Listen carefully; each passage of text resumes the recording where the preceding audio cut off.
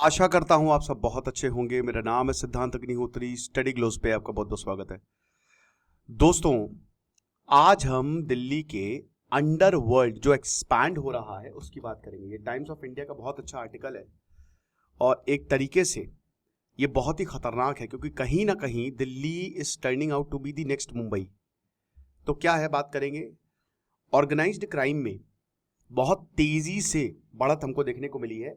दिल्ली गुड़गांव वाला जो एरिया है ना, अभी आपने देखा कि कैसे दबंग जो है वहां पे बाइक को पीट रहे हैं। भले ही ये मल्टीनेशनल बहुत सारी कंपनीज हैं, बड़ी बड़ी बिल्डिंग्स आपको देखने को मिलेगी, बट एक काली सच्चाई ये है कि ऑर्गेनाइज्ड क्राइम में बढ़त हमको देखने को मिली है। 95 active gangs are there in Delhi. Currently मैं बात कर रहा हूं। सुप्रीम कोर्ट ने 24 अप्रैल केंद्र ने सुप्रीम कोर्ट को बताया कि 95, आप विश्वास करेंगे, एक नहीं दो नहीं, आप गिनिए जरा, 95 इतने गैंग्स काम कर रहे हैं। समझ रहे हो? किशन पहलवान, अनूप बलराज गैंग्स ऑफ नजफगढ़ वीरेंद्र सहवाग यहीं से आते हैं ना, तो वीरेंद्र सहवाग बताते हैं कि ये एरिया बहुत ही नोटोरियस था। यहां पे जब हम खेलने जाते थे तो कई बार तो खेल खेल में लड़ाई हो गई, मौत हो गई। तो खैर मेरा काम यह था कि बस क्रिकेट खेलो और वापस आओ। तो जो शहर का क्रिमिनल लैंडस्केप है बहुत तेजी से बदल रहा है और एक जाल की तरह फैलता जा रहा है। बिश्नोई और सांगवान गैंग्स आपको देखने को मिलेंगे। लॉरेंस बिश्नोई जो है वो दिल्ली में तो छोड़ दीजिए, अब तो पैन इंडिया वो एक्सपैंड कर गया। और यहां तक सरकार के ऊपर यह तक बोला जा रहा था कि लॉरेंस बिश्नोई गैंग का यूज कर रही है भारत बाहर दुश्मनों को एलिमिनेट करने के लिए। ठीक है। और ये जितने भी गैंग्स हैं, इनके जो आका हैं वो या तो जेल में है, जेल से ऑपरेट कर रहे हैं, नहीं तो बाहर है, वो बाहर से ऑपरेट कर रहे हैं। तो बड़े शहरों में टियर 1 जो सामने आपको दिखता है वो 10 बड़े गैंग है।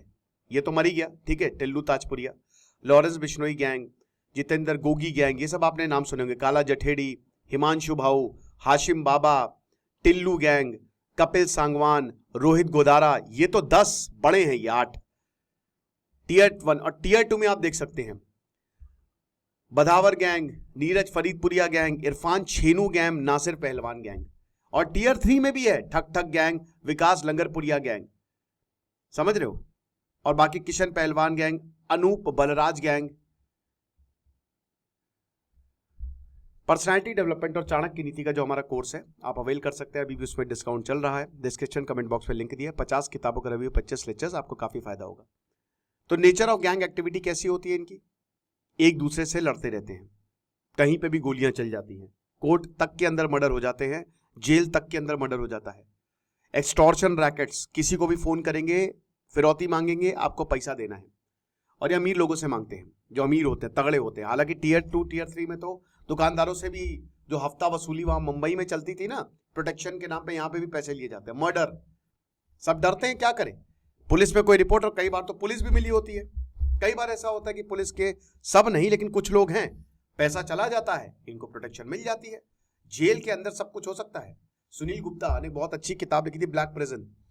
सुनील गुप्ता ने उसमें जेल के काफी राज खोले थे कि जेल के अंदर सब होता है, आप पैसा फेंकिए सब हो जाएगा। ये चीज है। मर्डर, रॉबरी और स्नैचिंग, ये तो बहुत ही कॉमन है दिल्ली में। स्नैचिंग के वारदात, चेन स्नैचिंग हो गई, रॉबरी हो गई, इसकी वारदात जो है ना वो धीमे धीमे बढ़ती जा रही है।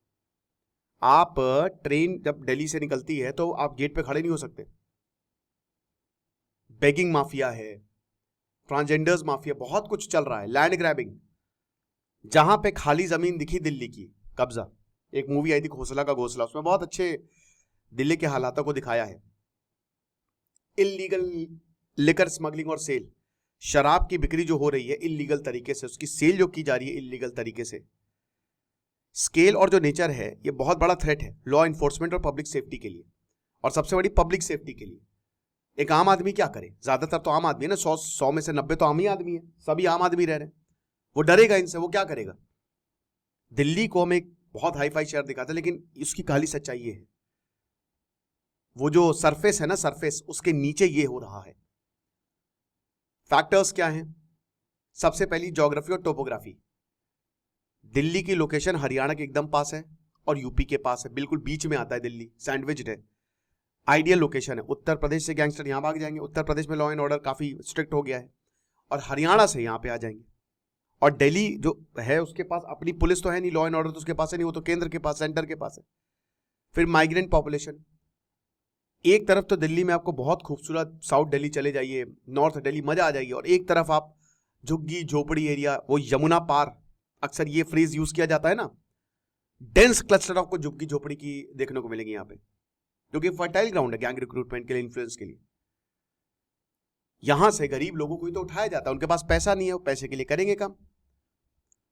लॉरेंस बिश्नोई जो है वो तो छोटे छोटे लड़कों को उठाता है, गैंग कल्चर को पॉपुलराइज करके वो ऐसे लड़कों को उठाता है, और लड़के आते हैं मर्डर तक कर देते हैं, 5-5 हजार में 2 गोली से नाम रोशन हो जाता है।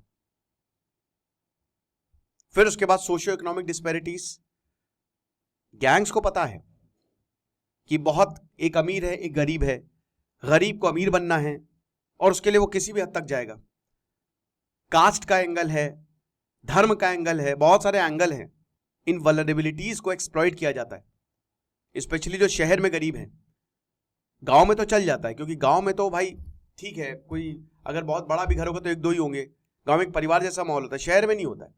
जब शहर की आप चकाचौंध को देखते हो, बड़ी बड़ी गाड़ियों को देखते हो, बंगलों को देखते हो, और जब आप अपने से कंपेयर करते हो कि मैं ऐसी जगह रहता हूं, एक तरफ एक घर में स्विमिंग पूल है और मैं ऐसी जगह रह रहा हूं जहां पानी तक नहीं आ रहा है, तो इससे निकलने का तरीका क्या है?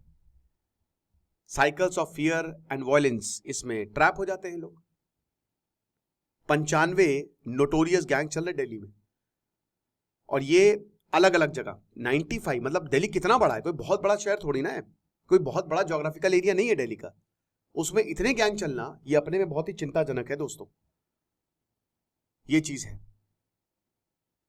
और मैंने एक अभी और लेक्चर लिया था कि दिल्ली में जो क्राइम हो रहे हैं, काफी क्राइम ऐसे जो 18 साल से कम बच्चे कर रहे हैं, वो आइडियल है, क्योंकि उनके पास एक तो केस भी नहीं होता उनके ऊपर, और कोई शक भी नहीं करता, और आसानी से मार के निकल जाते हैं, और उनको बड़ा शौक होता है, उनका दिमाग बहुत ही वल्नरेबल होता है।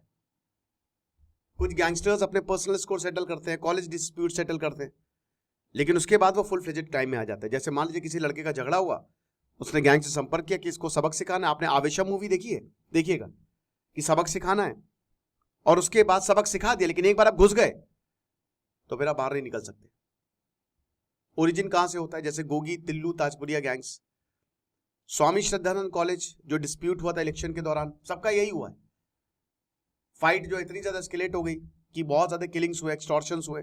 लॉरेंस बिश्नोई के बारे में तुमने कई बार, पंजाब से आया, फिर वहां पे अगेन जिस लड़की से प्यार करता उसको मार दिया गया।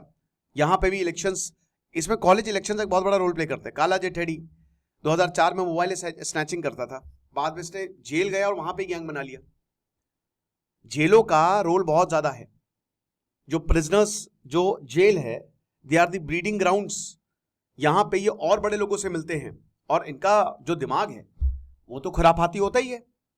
तो इन लोगों के साथ मिलकर ये गैंग बोलते चल मैं तेरी रिहाई का इंतजाम कराता हूं, तू जाके मार, तू मेरे लिए काम कर।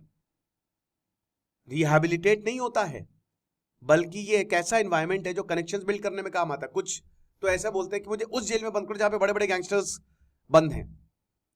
अलायंस बिल्ड करने में काम आता है। जो पुलिस की डॉक्यूमेंटेशन है, it plays a very vital role. कुछ बहुत ही कम इंडिविजुअल हैं वो साथ में काम करते हैं। एक बार जब पुलिस इनको गैंग का लेबल दे देती है और एक बार ही गैंग बन जाता है ना, तो भाई फिर मार्केटिंग होने लगती है, मार्केटिंग मीडिया कर देता है, कोई दिक्कत नहीं है। मैं भी तो मार्केटिंग ही कर और कर क्या रहा हूं, क्यों कर रहा हूं? क्योंकि इनका नाम आ रहा है।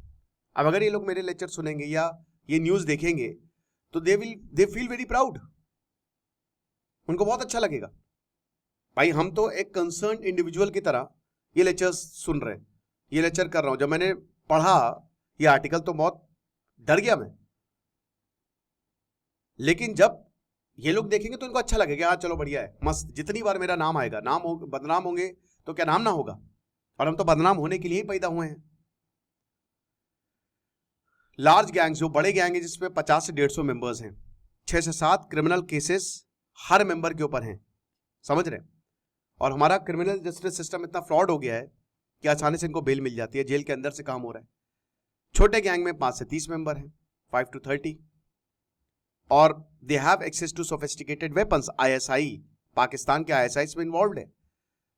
बहुत सारे गैंग्स तो कि ठीक है भैया हम लेंगे आपसे, आप बंदूक दो, बंदूक कहीं से भी आए, कुछ तो फॉरेन मेड होती है, कुछ लोकली मैन्युफैक्चर्ड होती है, बल्कि आप बिना लाइसेंस, भारत में एक बंदूक का लाइसेंस लेना बहुत मुश्किल है, लेकिन इन सबके पास आपको कट्टे मिलेंगे। खारगोन, एमपी, मेरठ, मुंगेर, बिहार, सब जगह they are the hubs, they are becoming the hubs. तो लॉ एंड ऑर्डर बहुत मुश्किल हो गया है। क्यों? Political importance of the city.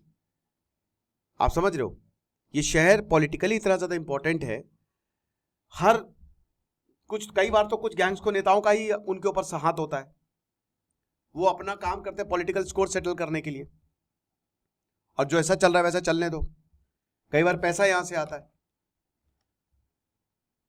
फिर उसके बाद पॉपुलेशन इतनी ज्यादा है, इतनी डाइवर्स है कि बड़ा मुश्किल हो जाता है लॉ एंड ऑर्डर। कहीं करो तो कोई गुस्सा हो जाएगा, और गैंग की स्ट्रैटेजीज लगातार इवॉल्व करी। अब तो कुछ ये टेक प्रो हो गए हैं, ये चीज है। पुलिस वेटरन क्रिमिनल्स पे फोकस कर रही है, लेकिन यहां पे नए नए गैंग्स पैदा होते जा रही हैं, और लॉ एनफोर्समेंट के लिए चैलेंज इतना बड़ा है क्योंकि ये जो राइवलरी है गैंग्स के बीच में, ये वायलेंट हो जाती है, इसमें आम लोग मारे जाते हैं। पुलिस उतनी ज्यादा है नहीं, पुलिस स्टेट के पास नहीं, लिमिटेड नंबर ऑफ पुलिसमैन है इतने बड़े गैंग्स को हैंडल करने के लिए। और उसके बाद ये अपनी स्ट्रेटेजी जो है, अपने क्रिमिनल एक्टिविटीज को प्रिवेंट करने के लिए अलग अलग स्ट्रेटेजीज अपनाते हैं आजकल के हिसाब से। डेंस पॉपुलेशन जो है, बहुत सारी अपॉर्चुनिटी है, इतनी पॉपुलेशन है कि आसानी से इसमें घुस जाते हैं, इन पॉपुलेशन में क्राइम करने के बाद मिक्स हो जाता है, निकल जाते हैं। और कई बार मेन प्रॉब्लम क्या है कि जो हमारी पुलिस है ना, उसका अपग्रेडेशन हुआ नहीं है। हर पुलिस स्टेशन में एक साइकोलॉजिस्ट होना चाहिए। कहीं ना कहीं हमारे पास रिसोर्सेस कम है, इंफ्रास्ट्रक्चर पुराना है, मैन पावर इनएडिक्वेट है, तो कैसे होगा काम? तो कॉम्प्रिहेंसिव स्ट्रैटेजी अपनानी पड़ेगी। पुलिस ऑफिसर्स जो रिटायर्ड है और जो अभी हैं, वो बताते हैं कि सबसे पहले तो कम्युनिटी को आप आउटरीच करिए, क्योंकि ये इन्हीं कम्युनिटी से आते हैं, इन सबके पास इन गैंग्स के मेंबर्स की लीड होती है। आप कोशिश करिए, एक तो ये हमारी हेल्प करे, दूसरा ये जो गैंग्स हैं ये अब नए ना बनने पाए। आप बताएं कि इसका अल्टीमेटली अंत गोली ही है। जितना ज्यादा आप जॉब देंगे, जितनी ज्यादा वोकेशनल ट्रेनिंग देंगे, क्योंकि अभी जॉब नहीं है, वोकेशनल ट्रेनिंग नहीं है, इसकी वजह से वही सब इधर डाइवर्ट हो जाते हैं। हाई रिस्क एरियाज में सिक्योरिटी बढ़ाना पड़ेगा, ये हमको देखना पड़ेगा, और गैंग लीडर्स के खिलाफ टारगेटेड ऑपरेशंस करने पड़ेंगे। तो जब तक हम ये चीजें नहीं करेंगे तब तक प्रॉब्लम होगी ही होगी। पुलिस ने क्रैकडाउन्स किए हैं, आपको लग रहा होगा यार ये तो बड़ी गड़बड़ है, कुछ भी हो सकता है, लेकिन पुलिस ने क्रैकडाउन्स किए हैं, टारगेटेड ऑपरेशंस किए हैं, इसमें अरेस्ट हुआ है, गैंग नेटवर्क डिसरप्ट हुए हैं, लेकिन फिर भी ये लॉन्ग टर्म थ्रेट है और कुछ ना कुछ तो करना पड़ेगा। खुश रहिए, पढ़ते रहिए। दिस इज सिद्धांत अग्निहोत्री साइनिंग ऑफ।